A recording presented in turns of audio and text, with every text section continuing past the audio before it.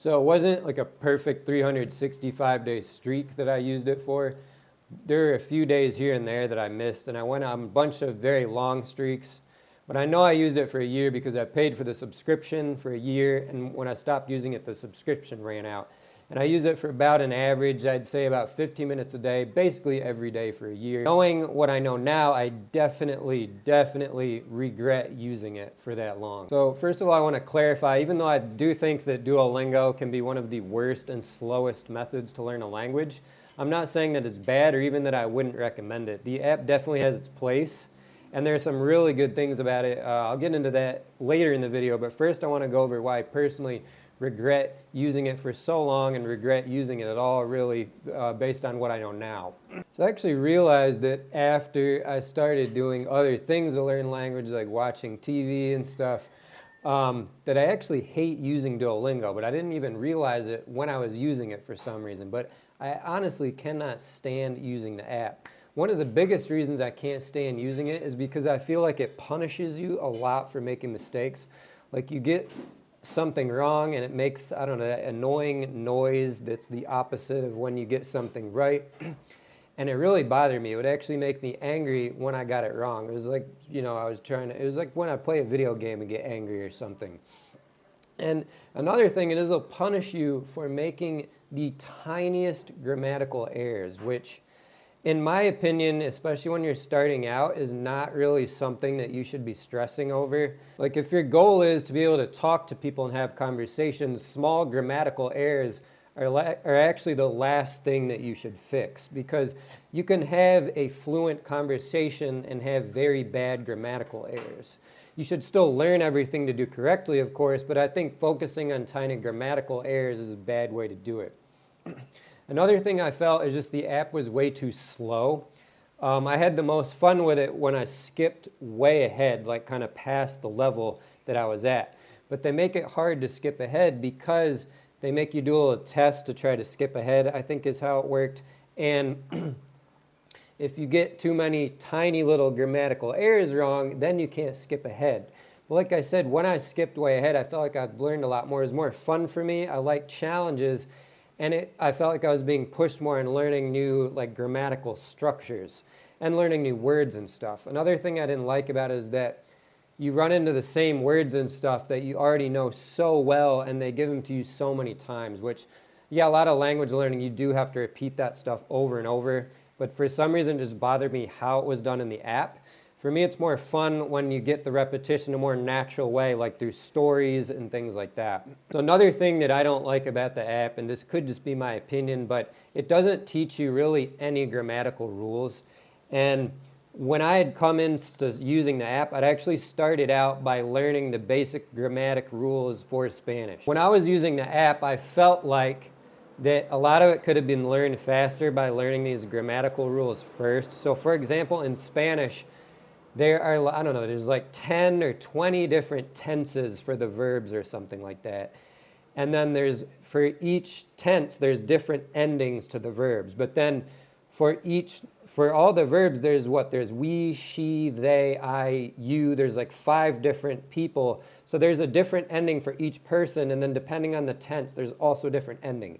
So for every verb, there's really like 100, there's a lot of different words you have to learn, probably over 100. Now, learning these, but there's basic patterns and basic rules for all this stuff. And I feel like not learning these basic rules, it's going to take you a lot longer just seeing every verb as like a different word and not understanding the patterns at first. But the number one worst thing about Duolingo is this. If anyone is saying that you can get fluent by just using Duolingo, that is complete horseshit. Like, you are never going to get fluent by only using Duolingo. It's impossible. I don't care if you used it for like 20 years straight. You're not going to get fluent. Now, let me explain. Like, the hardest thing to get fluent is understanding what people are saying. And you are never going to understand what people are saying through listening to a robot voice. And the hardest level of understanding people is when you hear like native speakers that are friends speaking in a very informal manner to each other. That is like 100% the hardest type of speech to understand. Like, you can get pretty fluent, but then if you hear two people talking together, especially if maybe they're from a different country or a different part of a country, they speak with a different dialect or different slang that you don't know.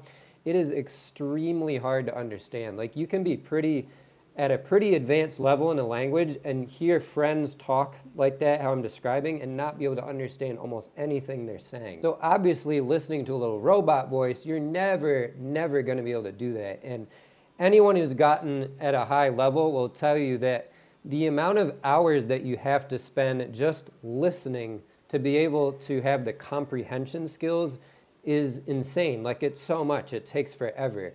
I have spent hundreds of hours of watching TVs and movies, listening to audiobooks, podcasts.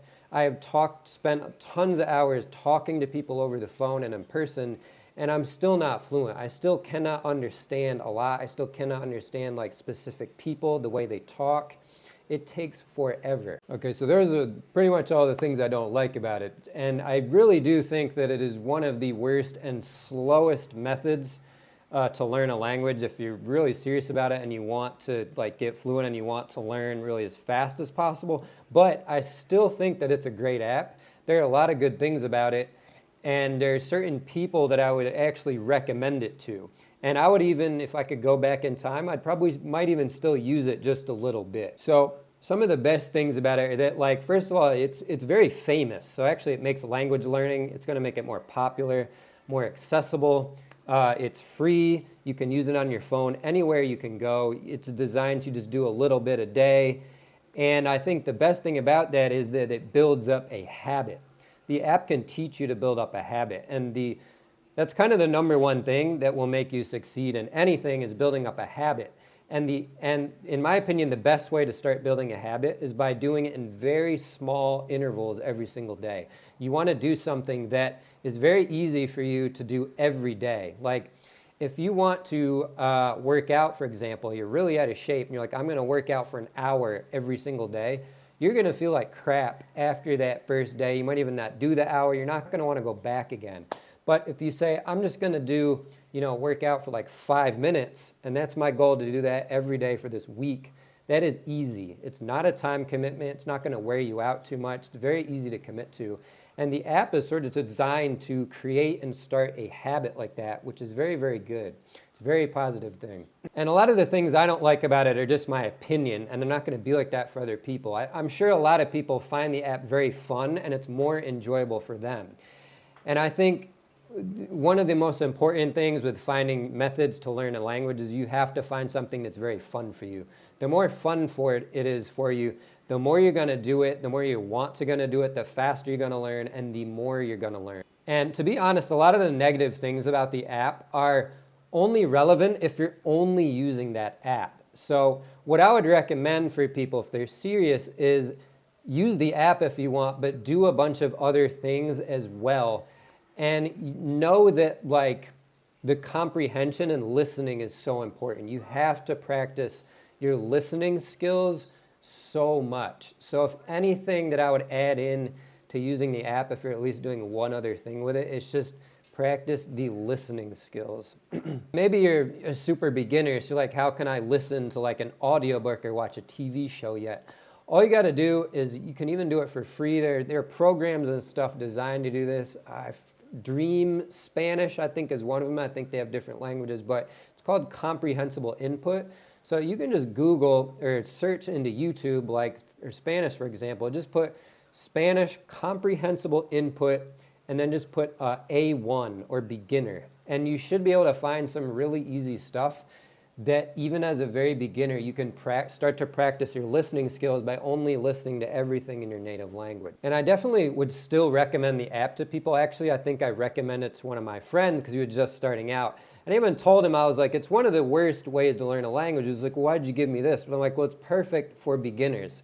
Like, he doesn't even know if he's going to commit to the language yet. This is the easiest way to just start building the habit and to kind of test the waters and see if you might want to do it long term. And the main thing I want people to get out of this video, so the reason that I used Duolingo for way too long was, part of it was I had a lack of motivation. I didn't have that much motivation, but obviously I was still motivated because, like I said, I wasn't enjoying it that much, and I did it for pretty much every single day for a year straight.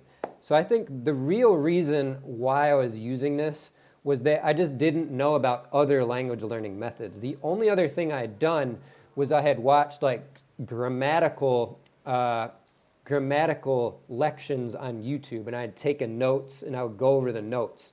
But that's quite a bit of work, and I got sort of lazy and less motivated, and I just started using Duolingo. And I didn't know about any other ways of learning. And for some reason, I never thought to search in YouTube, how to learn a language as fast as possible, or optimal ways for learning languages. I never found a YouTube channel like mine until after I'd found this stuff out on my own. And the only reason I figured this out was because I'd been using Duolingo so long and felt like I was making a lot of progress. And then I traveled to Mexico City on my own and stayed there for 10 days. And I realized that I could not understand anything that anyone said. And I realized that the number one thing I needed to do was practice listening. And then once I got back, and that gave me a lot more motivation too, obviously.